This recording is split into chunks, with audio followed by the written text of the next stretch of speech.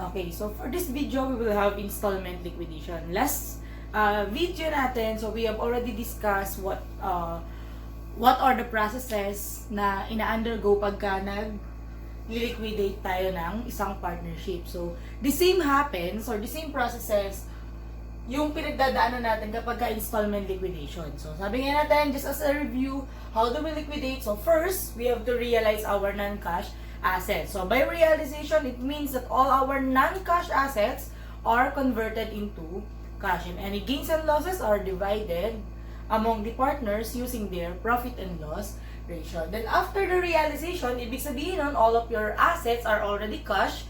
Ibig sabihin nun, so payment na tayo. So, the first thing that we have to pay, sabi ng libro, is the outside liabilities. But sabi ko, no, it must not be the outside liabilities first, but of course, those liabilities which are not recorded and not anticipated by the company. And those are the liquidation expenses and those unrecorded liabilities na hindi natin na-record. So, since walang nakaalat na pera para sa kanila, ibig sabihin, sa equation natin na assets is equal to liabilities plus equity.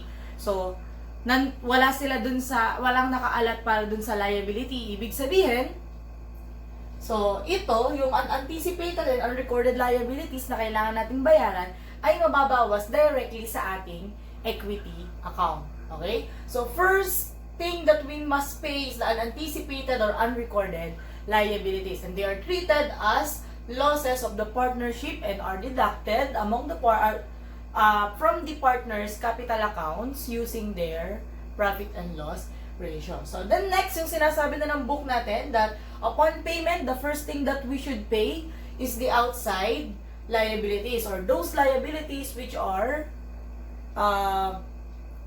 which we acquire from our creditors. Then next, we have the liabilities from the insiders or those loans from the partner. So, paano nga ba tayo nagkakaroon ng loan nagkakaroon from the partner ng loan, no? So, halimbawa, si ABC, they are partners in the ABC partnership.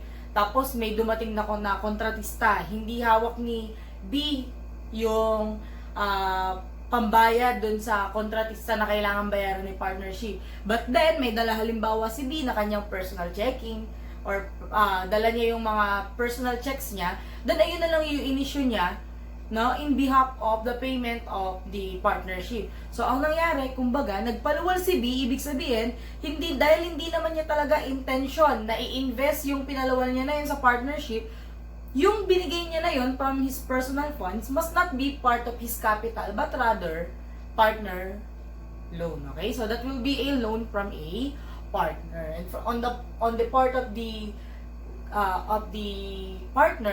partnership, on the part of the partnership, that is treated as a liability. Then fourth, if we still have cash, so ipapamigay natin yung capital, then fifth is profits. Although, no, actually, ito, makikita mo to sa libro, makikita mo yan sa theory, makikita mo sa batas ng partnership, but in practice, whenever we have profit, no, we have gain, or we have loss, actually, this is profit or loss. Sa totoo lang, pagdating natin doon, kasi kailan ba natin nalalaman na meron tayong profit?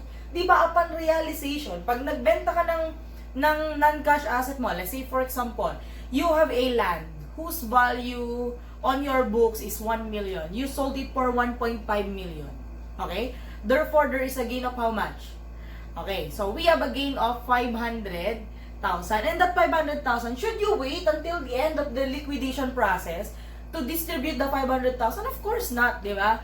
Ang lagi natin ginagawa ay we add the 1.5 million to the cash balance, we deduct the 1 million peso from the non-cash asset, because that's the book value of what we sold, and then, the 500,000 difference is credited to the accounts of the partners. Ibig sabihin, si profit and loss natin, actually, hindi naman na natin ibinibigay on the last part of the payment or on the last part of the liquidation. But, in theory, profit and losses or share in profits must be distributed after all of these four are done, no?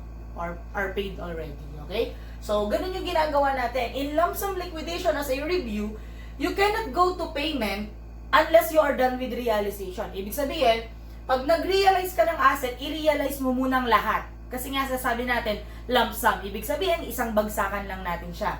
So, ibig sabihin nun, pag na-realize mo na lahat ng asset, saka ka lang pwedeng magbayad. Hindi po pwedeng i-realize mo yung kalahati, tapos babayad ka na mga dito. Siyempre, kulang yon, no? So, ang gagawin mo, pag lump sum liquidation, kailangan i-realize mo muna lahat ng non-cash assets, tsaka ka mag-proceed sa second step, which is payment of these items. Okay? Now, what's the difference between lump sum liquidation and installment liquidation is yung kaninang sinasabi ko na hindi po pwedeng gawin, which is mag-proceed sa next step nang hindi pa natatapos ang first step. Pagdating ng installment liquidation, po pwede siya. Kasi pag sinabi mo na installment, paunti-unti lang, no? So, hindi siya buuan na tulad ng lump sum. Ibig sabihin, realization. So, let's say for example, 1/4 lang ng assets mo yung binenta mo. So, 1/4 from the book value of your assets were already sold. So, meron ka nang nakuhang cash.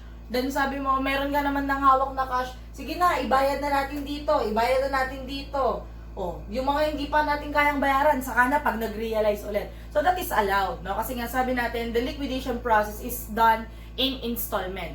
So, realize kang konti, bayad kang konti. Then, wala ka na ulit pang bayad, realize ka ulit, bayad ka ulit. Kaya siya tinawag na installment liquidation. Now, the problem here, okay? The problem here is that, hindi mo alam kung magkano ba yung ibabayad mo pagdating dito sa last two parts. Kasi di ba in lump sum, dahil alam mong ayun na lang talaga at sagad na talaga, wala ka ng ibang asset na maibebenta bago ka magbayad, you already know how much money you have until the end of the liquidation process. Thus, pag magbabayad ka, nabayaran mo na si first priority, nabayaran mo na si second priority, nabayaran mo na si third priority, kung magkano yung matira, yun na yung babayaran mo for the capital and the profit, which sabi ko, ito si profit, una pa lang, nakukuha na natin yan, no? But for the capital, kung magkano na yung natira, yun na talaga yung pagkakasyahin. Di ba?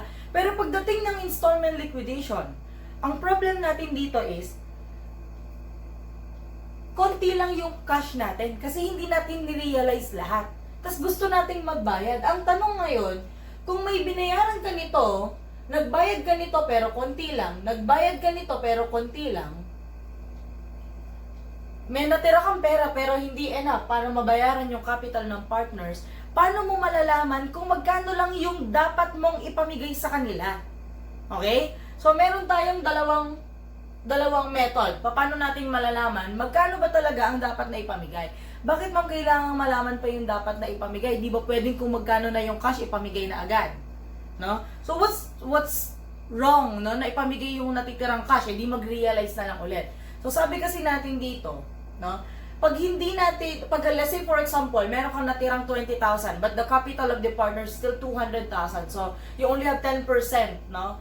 Of what you should pay. Pero sabi mo, you still have non-cash assets. So, binayad mo ngayon lahat ng 20,000. Come next installment liquidation, pagdating ng realization, wala nang gustong bumili ng asset mo.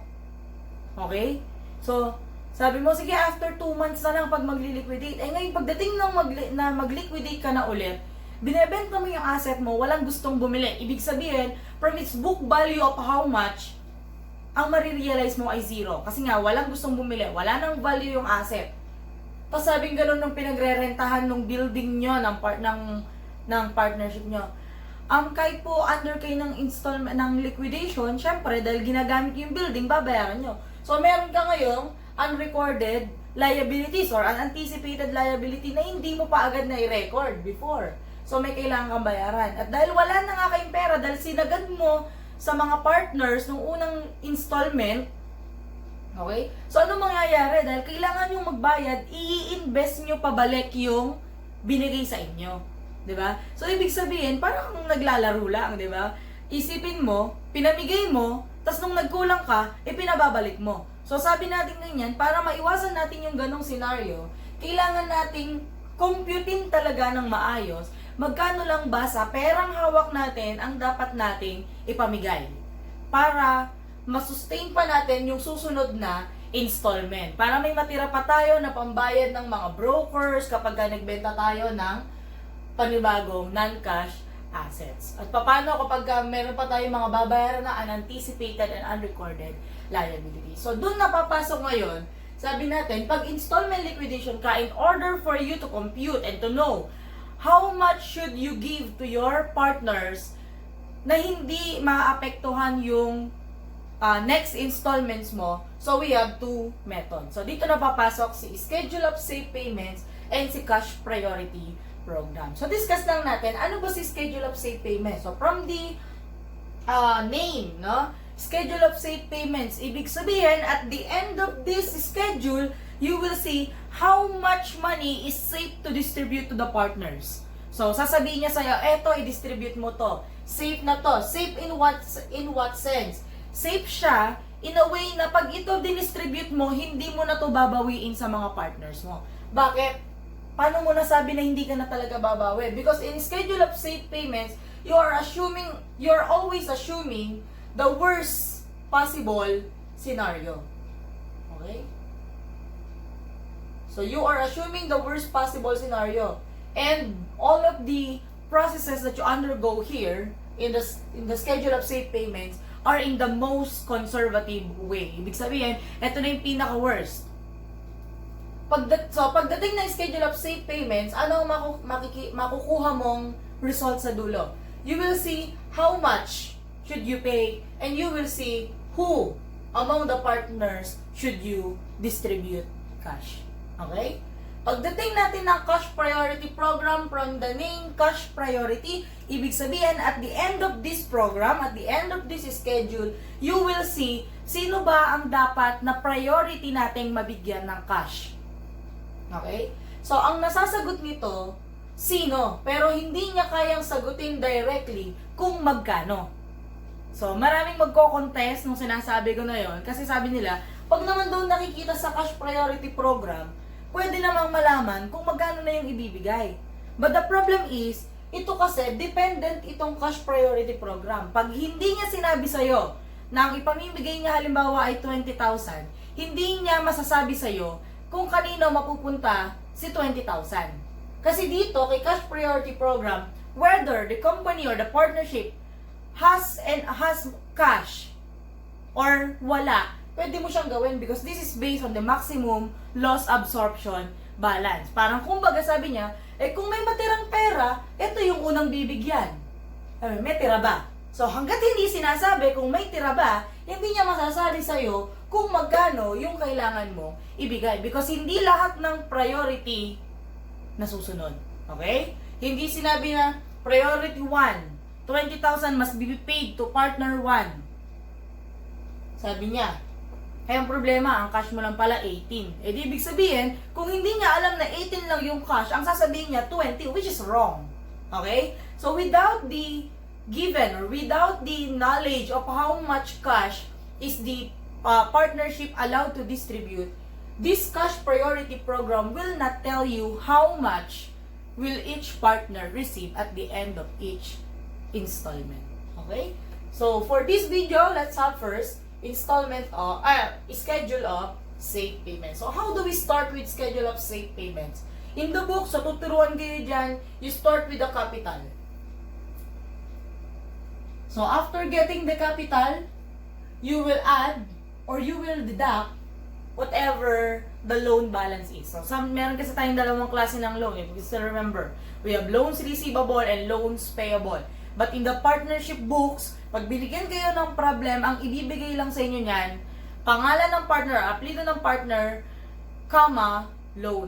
So, hindi niya sasabihin sa inyo na loans receivable from A, loans receivable from B, loans payable to C. Diba? So, hindi niya sasabihin na ganun. Not all problem will tell you directly kung ang loan account ba ay isang liability or isang asset. Kaya binigyan ko na kayo ng technique. How should you know? Pagka ang balance sheet na ibinigay sa inyo ay account form, so if it is on the left side, di ba? Dahil account form siya, ibig sabihin that loan balance is an asset. If nasa right side, kalinya siya ng liabilities and equity. Okay? So, kaya siya nandun sa credit. Pero kung halimbawa, ang binigay na balance sheet sa inyo ay report form, no? So, if the loan account comes before the term liability, or the term liabilities, or the items of liabilities, it comes before it, so it is considered as an asset. But if it comes after the items of liabilities or the liabilities account, kasi sa partnership, hindi na iniisa-isa yan ng madalas, no? Talagang pag sinabi, liabilities na yan. So if it comes after this, so that is treated as a liability account, okay? So anong sabi natin? In schedule of safe payment, of course, the header, no? You already know how to make the header. So you have capital, then you plus, or you add, loans payable, kasi nga, babayaran yun ni partnership, di ba? Utang yun ni partnership, so babayaran niya yun kay partner, ibig sabihin, i-add natin. Kapag ka naman, yung partner, yung may utang, ibig sabihin, halimbawa, kanina kasi nasample ko na yung loans payable to partner, halimbawa, merong personal na utang si partner, tapos, yung pinagkakautangan niya, dumiretso doon sa partnership kasi pinagtataguan niya pala sa bahay. So, ngayon, wala halimbawang nagawa yung mga partners but to pay the personal debt of one of his partner. So pagka halimbawa binayaran nila yun using the partnership money, so hindi naman sinasadya yun ng isang partner na nangutang at hindi naman niya yun kumbaga hindi naman niya sinadya na ayun ay maging withdrawal from his capital instead of being deducted from the capital. So it is recorded as a loans receivable of the partnership from that partner. Ibig sabihin, syempre, pagka magli-liquidate ka na, gusto mo nang tapusin yung business, mag-settle na tayo ng utang. Kung si partnership ang may utang, si partnership ay dapat na magbayad. Ibig sabihin, yung capital ay i-add natin. Kapag ka naman si partnership ang nagpautang doon kay partner, syempre, kailangan pagka magli-liquidate na, bayaran na ni partner yung kanyang utang. At kung babayaran na niya yung kanyang utang, ibig sabihin nun, ileles na natin sa kanyang capital. But even without doing this, actually, I have already discussed to you how to get the interest. Okay? So, from here, you will know the interest of the partner. So, this is the same with what we do in our shortcut, no? So, we have now the interest. So, after the interest, ano ba ang kailangan nating i-deduct? So, first, we need to deduct things that we consider as loss and they are not recoverable anymore. Ibig sabihin, ito yung mga loss na na-incur na natin at alam natin na hindi na natin mababawi pa. Katulad ng nitong first priority natin. Kung halimbawa, nagbayad ka ng liquidation expense o admin expense, broker fees, nung nagbenta ka ng asset. Okay?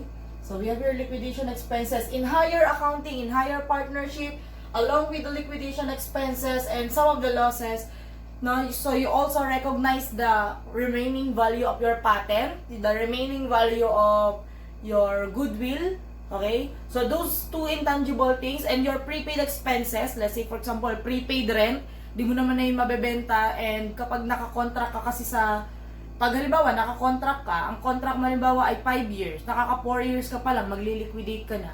Hindi papayag yung may-ari na babawiin mo yung 1 taon mong bayad dahil hindi mo naman na mako-consume. Kasi sabihin niya, breach of contract yon unless specified explicitly in your contract na pwede mong bawiin or i-pre-terminate yung inyong lease contract. Pero kung bayad na yon, so prepaid expenses, they are also considered as losses already. So, 3 yung idadagdag natin pag higher year na, tandaan natin. So, aside from the liquidation expense, you also have the remaining value of your goodwill, kasi hindi nabebenta ang goodwill. Then, the patents, because ang intangible assets natin, as you all know, no, ang intangible assets natin ay wala siyang active market. Okay? So, madalang ang intangible asset na mayroong active market, kaya marirealize. So, almost karamihan ng intangible asset ay walang active market. Kaya nga ayan ay walang scrap value. So ayan ay considered as immediate loss kapag tayo ay nasa partnership liquidation. And then, the third one is the prepaid expenses. Okay? Pero sabihin naman sa inyo ng problem kung may mga ganun na hindi na talaga mabebenta. But at least nabanggit na natin. So, aside from the liquidation expense, na syempre pag binawi mo na, hindi mo na maibabalik pa, no? So, i-deduct din natin dito yung tinatawag natin na loss on realization. Realization. Okay. So, loss on realization. Ibig sabihin, ito yung loss natin nung time na nagbenta tayo, nag-realize tayo, nag-convert tayo ng non-cash asset into cash. So, halimbawa, nagbenta ka ng isang asset, ang worth niya sa iyong books ay 1 million, you only sold it for 800,000 net of this liquidation chuchu. Ibig sabihin, nalugi ka ng 200,000. That 200,000 is called loss on realization. So, pagkatapos nito, magkakaroon ka ngayon, dito pa lang yung tinatawag ng schedule of safe payment na net interest. So, sabi niya, ito na lang pala talaga yung interest niya. And this net interest is already net of the things na hindi mo na talaga mababawi. Kaya daw, dito pa lang nilagay yung term na net interest. Okay? So, after the net interest, sabi niya ngayon, wait lang, alam ko, ito pa talaga yung value ng capital mo. But, no, I want this schedule to end with the safe payment. Okay? So, sabi niya, gusto ko safe yung ibibigay sa'yo para kung mabigyan ka man, hindi naman masakit sa'yo, nababawiin ulit. Okay? So, pagkatapos nito, magkakaroon tayo, o itididak natin dito yung tinatawag natin na theoretical loss. What do you mean by theoretical loss? Ibig sabihin, ito yung loss na possible nating makuha, possible nating ma-incur, okay? So, paano ba tayo nagkakaroon ng theoretical loss? Halimbawa, ang non-cash asset mo ay 2.5 million. Okay? 2.5 million. Nung first installment, nagbenta ka ng worth 1 million. Okay? Basta ito, book value ito recorded to as non-cash assets on your books. Ibig sabihin, on your books, you still have 1.5 million na remaining non-cash assets. So ito, regardless kung magkano nabenta niya, so halimbawa, nabenta niyo ito ng 800, so meron kang loss na 200,000. At ito ay recorded as part of loss on realization. So ito nga yung 1.5, sabi niya, paano ba natin i-assume yung worst case scenario? Ano ba yung sinasabi ni ma'am na worst possible scenario or most conservative scenario? So the most conservative scenario, sabi niya, what if, sabi ng isang partner, what if mabenta na lang natin yung 1.5 ng 1 million, di lugi tayong 500. Sabi ng isa, buti nga kung maka 1 million, paano kung mabenta natin ay 500,000 na lang, so lugi tayo ng 1 million. Di kulang pala yung dinistribute natin na loss. So sabi ng isang partner, sabi niya, kung gano'n naman pala iniisip natin, isipin na natin yung pinakamalala sa lahat. At ayun na, isipin na wala ka nang mabebenta dito. Ibig sabihin, itong 1.5 million mo ay ititreat mo na siya as loss agad. Bakit ma'am? Di ka pa naman sure kung may mabebenta ka dyan o wala Kaya nga tinawag siya na theoretical loss.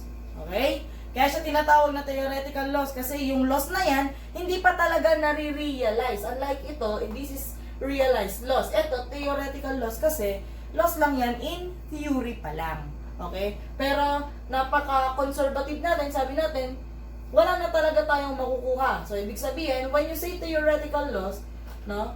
So, theoretical loss, this is the remaining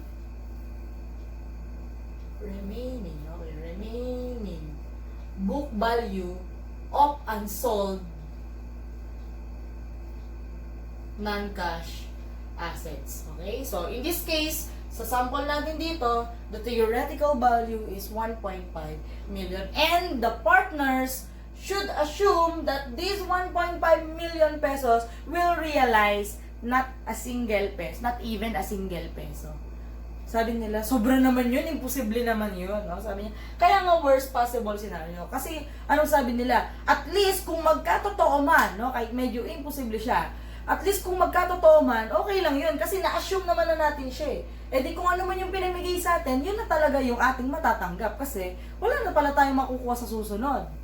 Okay? Nagigets niyo? Kaya siya sinabi na worst possible scenario. Sabi niya, ngayon naman, halimbawa, mabenta natin yan ng 200,000. O di yung 200,000 paghati-hatian ulit sa susunod. Kasi sobra pala yung na-assume natin na loss natin. Which is wrong, sabi natin. So, wrong sa computation kasi in-assume namin ang loss namin ay 1.5 million. Kaya pala 1.3 million lang. Di at least, dahil nabawasan yung loss, madadagdagan yung cash distribution on the next installment. Pero sabi nga nila, Kung 1 million man yan, at least madadagdagan na lang yung ibibigay sa inyo. Pero, hindi na babawiin kung ano man yung napamigay na nung nakaraang installment or in this installment, because we have already assumed the worst possible scenario. Aside from the theoretical loss, we also have, so hindi ko alam kung sa book sinasama na to, pero ito, no, papadidak ko na sa inyo, we also have cash withheld. So sometimes actually the partnership has enough cash. Halimbawa sabihin naman ni partnership, we still have 25,000 pesos. Ay, sabihin papamigay 25, kanino kaya mapupunta? So, syempre, ayun yung una-usap, no? So, sabi niya, pero mas maganda siguro kung itabi natin yung 5,000 para kung meron tayong unanticipated loss na naman para sa susunod, no? At least, meron tayong kukuhanan ng pera. Kasi nga, meron tayong balance na iniwan. So, yung cash na hawak naman, pero sabi niya, hindi mo na po pwede ipamigay. Ang tawag doon ay cash withheld. Kaya nga, ayan yung English nun, cash withheld, no? So, okay. So, pag nadidak mo na ngayon yan, ito na ngayon yung tinatawag na free interest. Okay? So, this free interest, sabi niya, ay yung kahit nabayaran mo na yung interest na yan, wala nang pabalik sa partnership kung magkaroon man ng panibagong losses. Bakit? Kasi lahat ng possible na losses sa kanilang pinakamataas na value ay na-assume na natin using the schedule of safe payments. Okay? So, I hope you understand. So, this pre-interest will now be paid. So, ano ngayon ang masakit dito?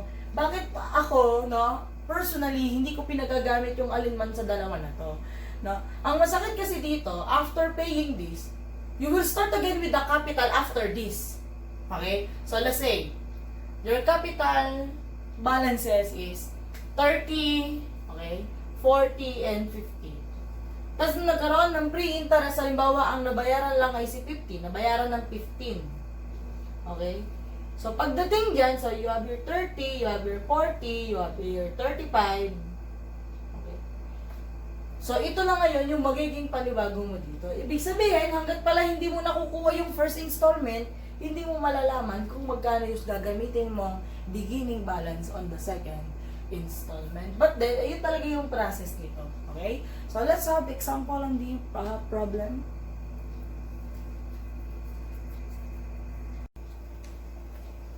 Okay, so now let's discuss the two cases that was given in our module. Okay? So, for the first case, we have Asherto, Gatche, and Arevalo. And, nalimutan ko lang ilagay dyan, but they share profits and losses equally. Okay?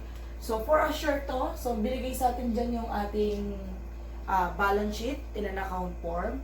No? So, for Asherto, we have 50, if I'm not mistaken, 60, sorry. 60. Then we have Gatche na merong 80 and Arevalo. Okay. Na merong capital na 100. So, kanina, nung tinuro natin yung schedule of safe payments, meron tayong dalawang minaminus sa kanila. So, sabi natin, the first thing that we need to do is to deduct or add the loan balances. Okay? So, alam niyo na kung paano kukunin yun. Then, we have the net interest. In this case, case number 1, there is no loans payable and loans receivable. Therefore, whatever the capital balance of each partner is already their interest. Okay? So, sabi natin, before getting the net interest, so we have to deduct first two things. Ano yung nilagay natin kanina? We have the liquidation expenses and we have the loss on realization. Now, these two, they are considered, sa module natin, pinagsama na sila under the term loss. So, this loss is divided into two. So, we have the loss on realization and we have the liquidation expenses. So, the first case is a very basic case. Wala tayong binigay na liquidating expense. Ibig sabihin, all losses are derived from the loss on realization. So, there is a separate table wherein binigay sa inyo dyan how much is the total book value of the asset. Actually, there we have 310, tama ba? We have 310 non-cash assets, of which 160,000 was sold for the first installment. Okay? So, sabi natin, the non-cash asset for the first installment is 310. Then, ang nabenta natin na book value ay 160. Okay? Ibig sabihin, meron pa tayong unsold na 150. Okay.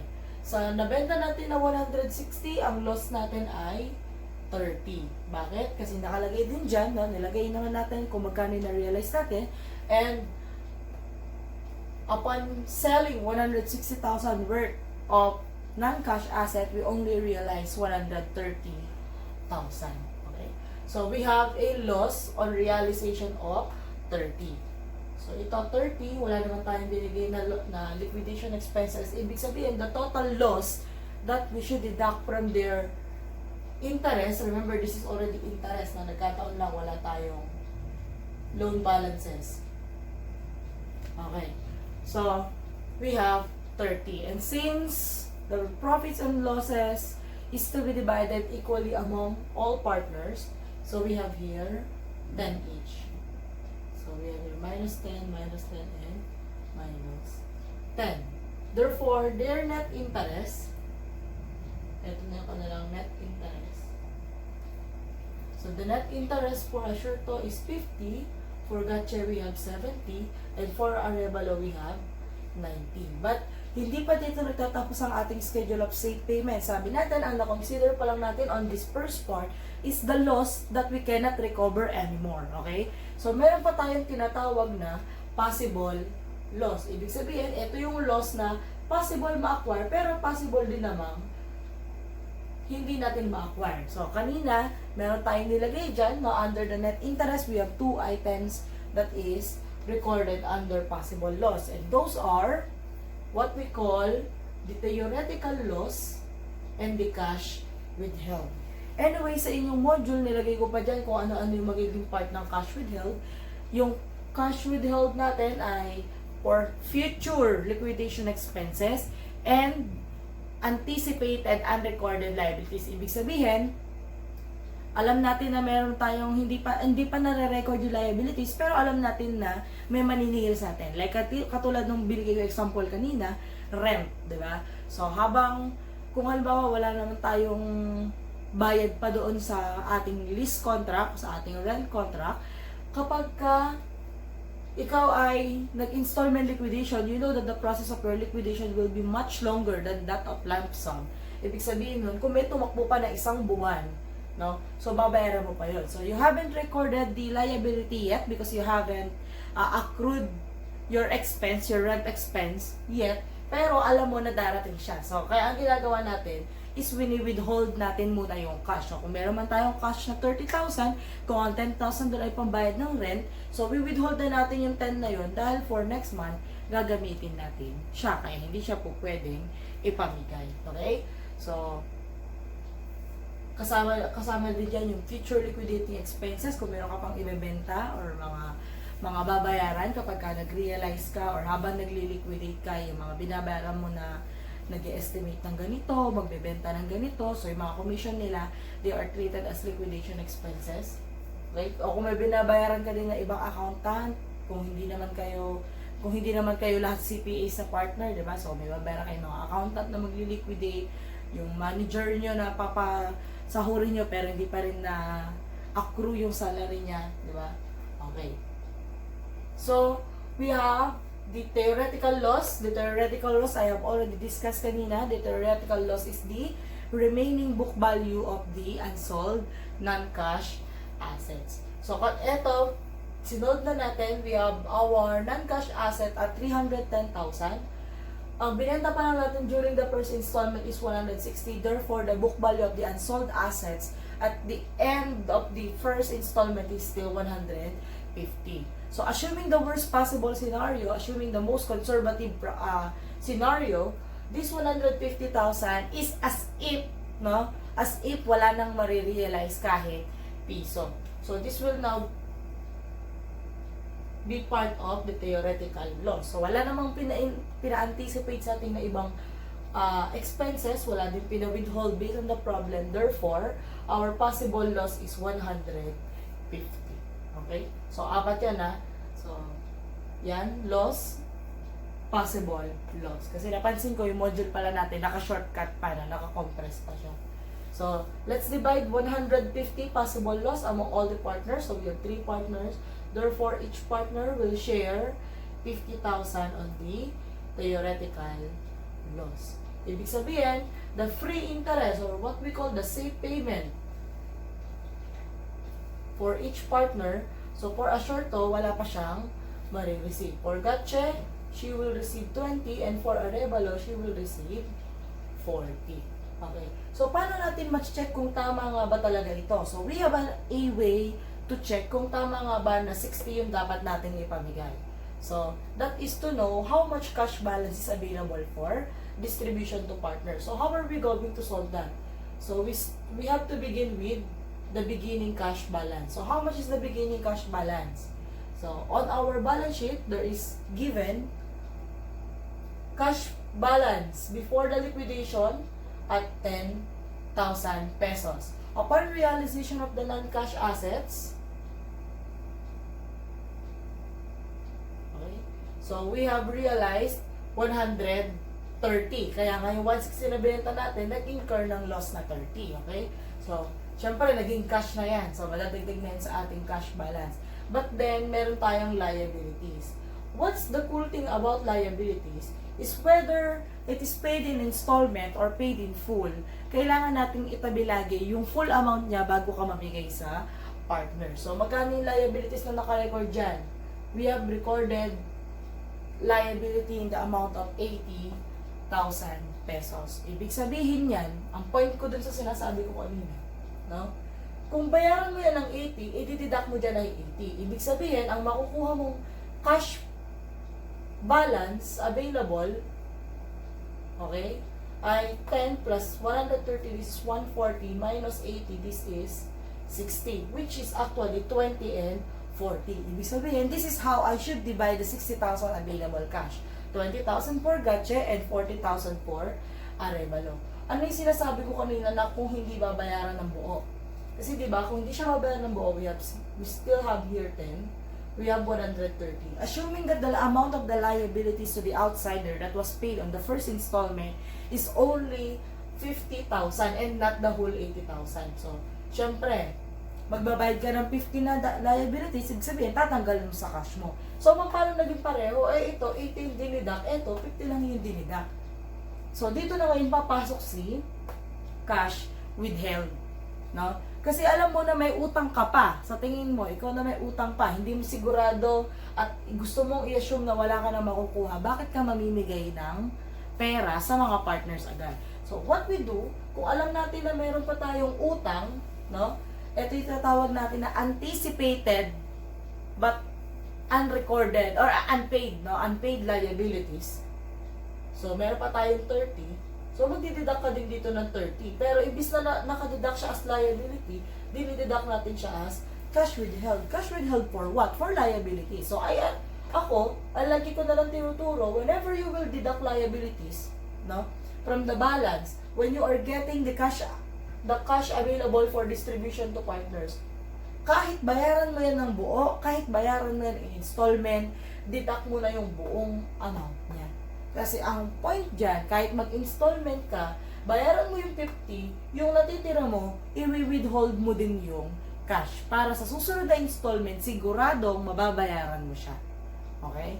Kasi pag hindi mo siya binayaran, ngayon, pinamigay mo lahat ng pera, sa susunod, syempre, maniningil at maniningil yan. Ang gagawin, papabalikin yung pera. Eh, anong sense na gumamit tayo ng schedule of safe payments? Eh, di ba sabi nga natin, si schedule of safe payments, safe na yung gagawin mo payment to the partners. Ibig sabihin, wala nang ibabalik si partners on the second or on the next installment liquidation.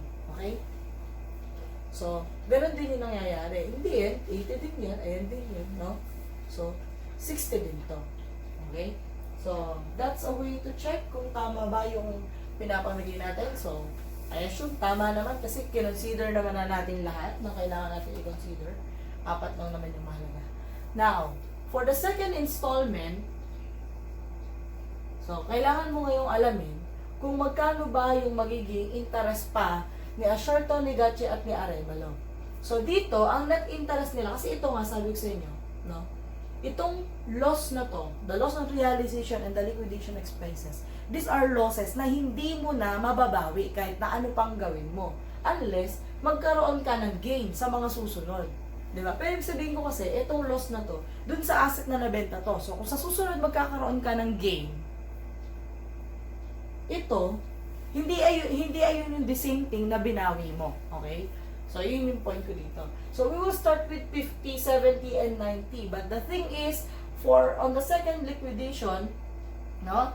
So, Asherto has net interest of 50, kasi ito possible pa itong mawala, kasi possible loss lang yan, 50, but receive 0 on the day of payment.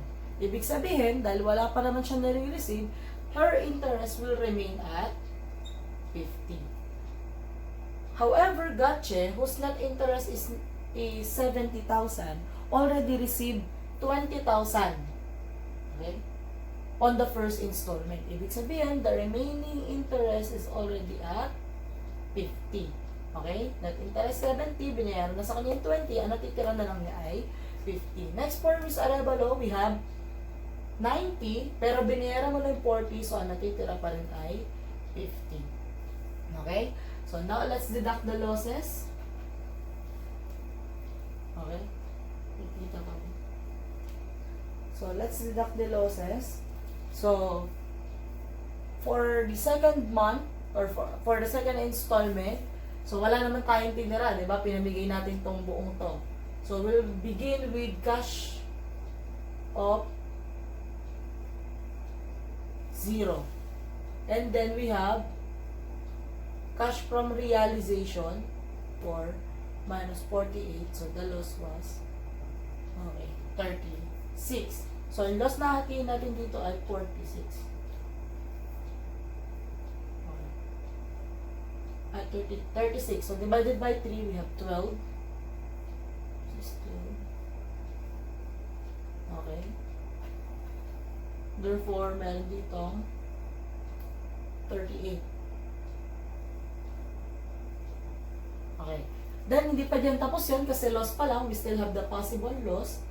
No, ang laman niya ay theoretical loss and cash withheld. Sabi ko nga, wala tayong cash withheld. Only theoretical loss. Ang theoretical loss natin ay at 66. Okay? So, 66 divided by 3. So, all of them will share 22,000 each. Wala nang tinta. Okay, yan. 22. Therefore, on the second installment, they will receive. So for Asherto, she will receive. This is 16.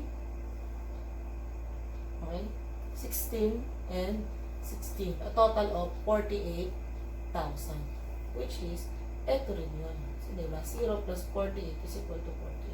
So tama lang na ayan nga ipapamigay. Now, actually, pag nakakita kayo ng ganito, then in the middle of the installment liquidation, kahit na hindi pa yan yung third, let's say for example, 4 na beses kang magli-liquidate or 3 beses kang magli-liquidate, kahit nasa pangalawa pa lang at nakita mo na lahat sila naka-receive na, pwede ka nang hindi gumawa ng third schedule. Bakit? Kasi ang indication na lahat sila naka-receive na. Okay? Ito kasi diba, hindi, si Asherto wala na-receive. So, second installment lahat sila naka-receive na. Ayan ay indication na yung susunod na pera magiging available ay pwede nang hatiin sa kanila using their profit and loss ratio. Okay? So, check natin yung pangatlo. So, nasa na ating eraser. Okay. So, on the third installment, so Asherto, Gatche, Arevalo. So, si Asherto meron siyang 38, pero na-receive niya na yung 16. Tara? So, meron siyang 38 after the losses, pero na-receive niya na yung 16. Therefore, ang kanyang balance na lang ay 22. So, same with Gatche and Arevalo. Okay? Then, On the third installment or the last realization, the company, no, the partnership realized only 24,000 out of the 66, incurring magkanong loss? 42,000 na loss on realization. Okay, so again, wala pa rin tayong liquidation expenses. Ibig sabihin, this 42 will be divided among the 3. So this is 14 each.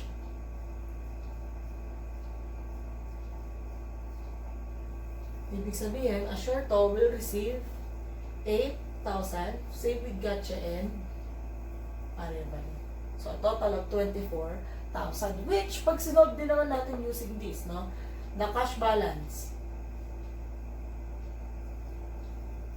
The cash balance is 0 kasi sinagad natin kanina yung 48,000. Then ang na-realize natin ay 24,000. Diba? So, sabihin, ang total cash na available natin ay 24,000, which is 8, 8, and 8. Sabi ko nga sa inyo, kapag katulad ng nangyayari sa second installment, na yung ating lahat ng partners ay naka-receive na ng cash, so, pag nalaman mo na kung magkano yung cash, pwede mo nang gamitin yung profit and loss ratio.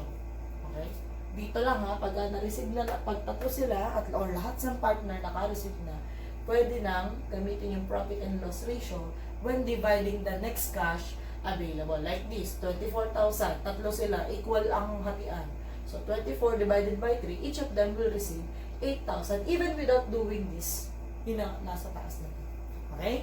Now, let's proceed to the second case. So, the second case is about Jeff, Iril, and Ruby's partnership.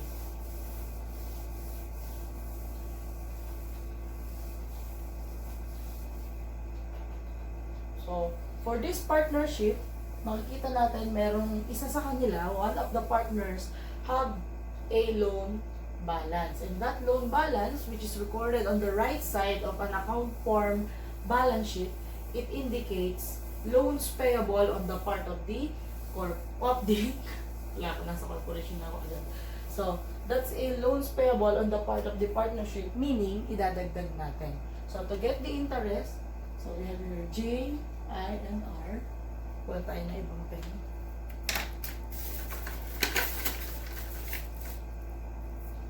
So we have J, I, and R, who shares profit and losses in the ratio of 4:3:3. Okay? Their beginning capital balance, so for Jeff, we have 100. For Iril, we have 112,500. And for Ruby, we have 125. Pero meron siya loan balance na 10, kaya magiging 135 siya. Okay? So, the interest, ito na yan, will be 100, 112.5, and 135. Okay? On the first month of installment, kasi dalawang installment lang yung ginawa nila. No? So, on the first month of installment, the company realized 215,000 pesos. Okay? And the loss is 85. Kasi ang binenta nila ay 300. So, ilan ba ang total assets natin? The non-cash asset is recorded at 480. The book value sold is already at 300. Therefore, the unsold or our theoretical loss later will be 180. Out of the 300,000 pesos worth of book value sold, only 215 was realized. Okay? Therefore, incurring a loss of 85,000. So, hatiin muna natin to. Sabi natin, we have loss on realization of 85. Wala naman tayong liquidation expenses. Okay? Therefore, this 85 will be divided among these partners using the ratio 4:3:3. And Jeff will share 34,000. And Iril and Ruby will both share 25,500.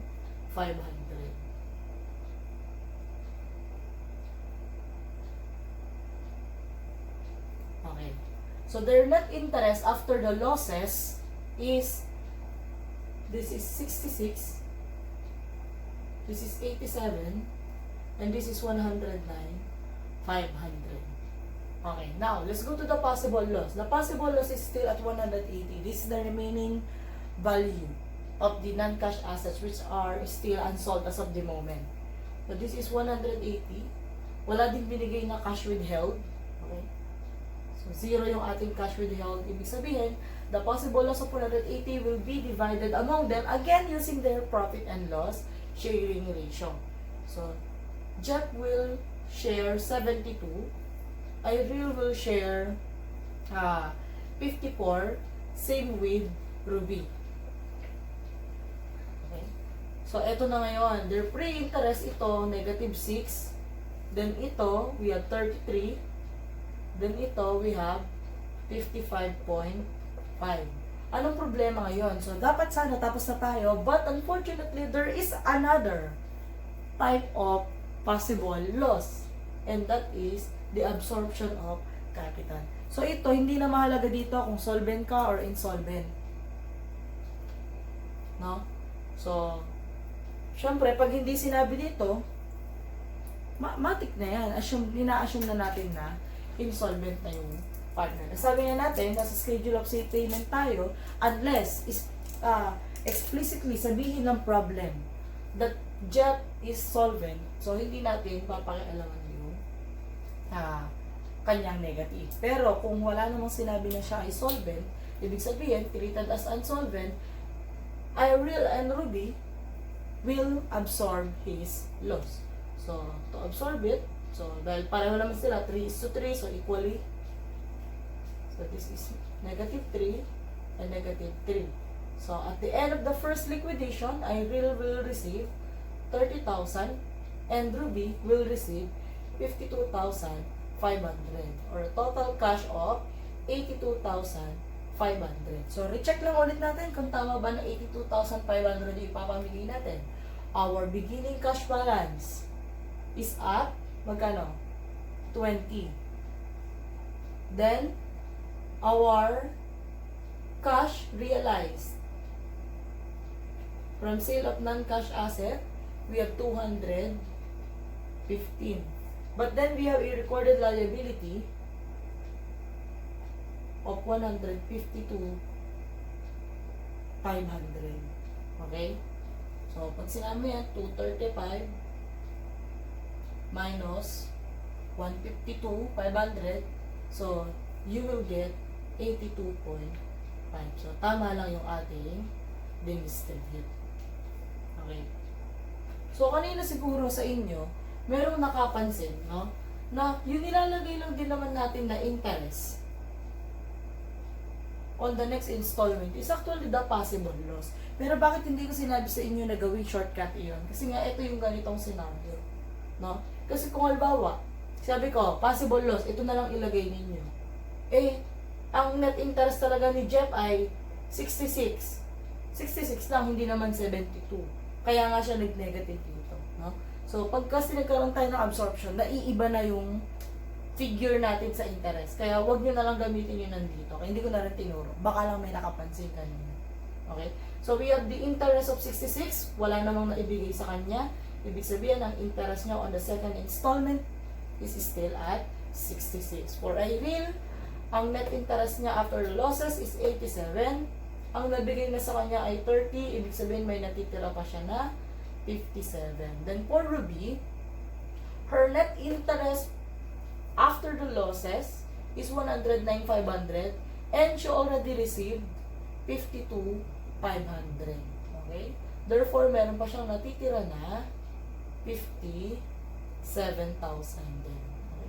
Since this is the second installment and according to the problem, the partners agreed to liquidate their business in 2 installment only. So, this will be our second and our last installment. And since last installment na to, automatic, wala na tayong i-withhold na cash.